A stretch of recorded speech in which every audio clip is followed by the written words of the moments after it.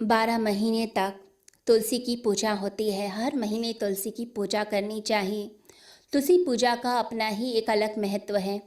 तुलसी का जो पत्ता होता है उसके अंदर एंटीबायोटिक वाला गुण होता है। अगर हम तुलसी दल को लेकर जल में डाल देते हैं, तांबे के पात्र में डालते हैं, जल डालते हैं और सुबह उस जल को हम ग्रहण करते हैं, तो उस जल को ग्रहण करने से हमारे बहुत सारे दोष दूर होते हैं। हमारा वात, पित्त, कफ ये सब नियंत्रण में आ जाता है। और जो वो पत्ता है उसको जब हम अंदर ग्रहण करते हैं, हमारे शरीर में जाता है, तो जितने कीटाणु हैं, जितने रोग हैं वो आपके दूर होते हैं। आजकल आयुर्वेदिक दुकानों में तुलसी की ड्रॉप्स भी मिलती हैं। अगर वो भी हम ग्रहण करते हैं उसे पानी में मिलाकर, तो उससे भी हमारा जो शरीर है उसमें जो रक्त है वो शुद्ध होने लगता है। तुलसी जी की पूजा का महत्व कार्तिक मास में बताया गया है। कहते हैं कि तुलसी जी की जो पूजा की जाती है वो एक तरह से माँ लक्ष्मी की ही पूजा की जाती है, जो धन देती हैं, सौभाग्य देती हैं, हमारे पाप कटते हैं। तो तुलसी जी की पूजा अवश्य करें और पूरे विधि विधान से कीजिए। तो उसके लिए क्या किया जाता है, आप तुलसी के पौधे के आसपास एक स्तंभ बनाइए।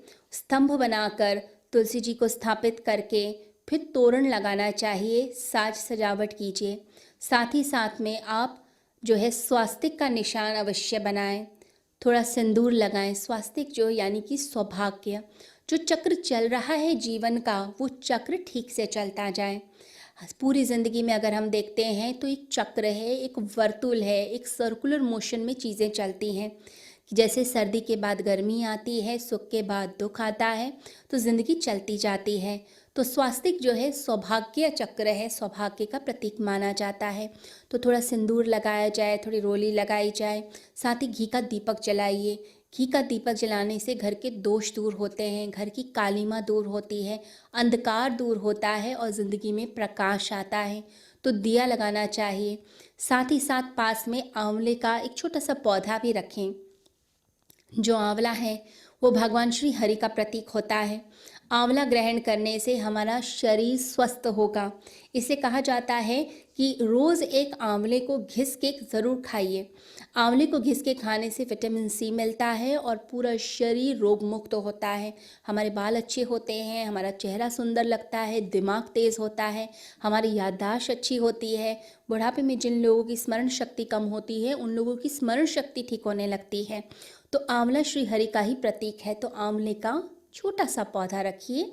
साथ ही साथ रंगोली बनाएं सामने।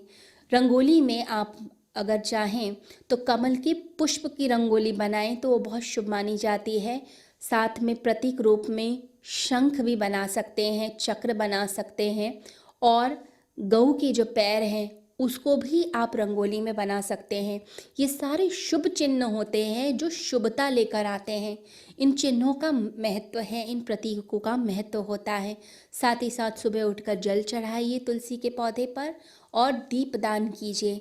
दीपदान का महत्व है।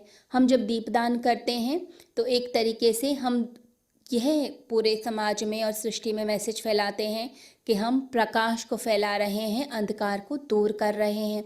दूसरे के बुझे हुए दिए भी जला देने चाहिए। इसका अर्थ होता है कि हम दूसरे की ज़िंदगी में प्रकाश लेकर आ रहे हैं। तुलसी जी की पूजा जो व्यक्ति कार्तिक मास में करता है उसकी ज़िंदगी में पुण्य आते हैं, उसकी ज़िंदगी में शांति आती है।